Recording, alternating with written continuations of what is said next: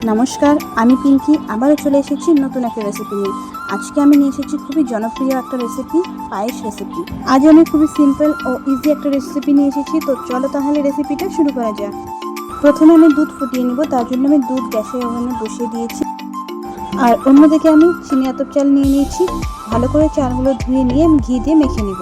Continuously নেড়েচেড়ে নিতে হবে, না হলে নিচে লেগে যেতে পারে। 5 মিনিট আমি জাল দিয়ে ভালো করে দুধগুলো ফুটিয়ে নিব। আর দেখো, এদিকে দুধ ফুটে গিয়েছে। এখন আমি চালগুলো দিয়ে দেবো।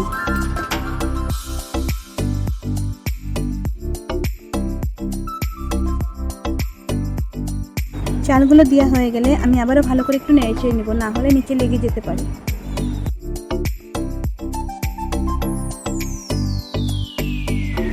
তারপর আমি দিয়ে দিব এলাচ ও তেজপাতা, দিয়ে ভালো করে আবার একটু নেড়েচেড়ে নেব। এখন আমি গ্যাসের ফ্লেম মিডিয়াম টু লোতে রেখে 5 মিনিট জাল দিয়ে নিব। কিছুক্ষণ পর পর নেড়ে নিতে হবে।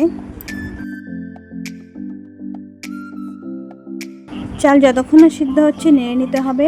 চাল সিদ্ধ হয়ে গেলে এখানে আমি চিনি অ্যাড করব। আমি ছোটো বাটির 1.5 বাটি চিনি অ্যাড করেছি। তোমরা চাইলে চিনি কম বেশি করতে পারো। তোমরা চাইলে এই রেসিপিটা একবার বাড়িতে অবশ্যই ট্রাই করতে পারো। আশা করছি সবারই খুব ভালো লাগবে।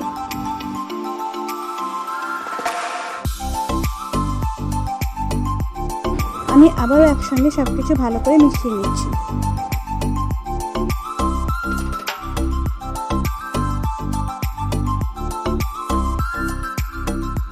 অন্যদিকে আমি কিছু কাজু ও কিশমিশ জলে ভিজিয়ে রেখেছিলাম। এখন ওটা জল দিয়ে ভালো করে আবারও ধুয়ে পায়েসে দিয়ে দিব।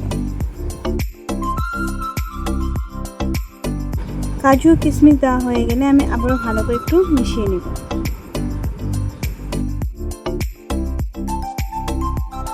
আমি আবারও 5 মিনিটের মতো ভালো করে জাল দিয়ে নেব।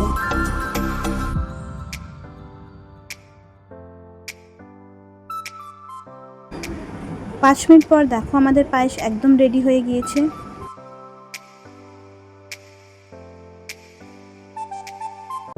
তারপর আমি একটা থালে পায়েস বেড়ে নেব।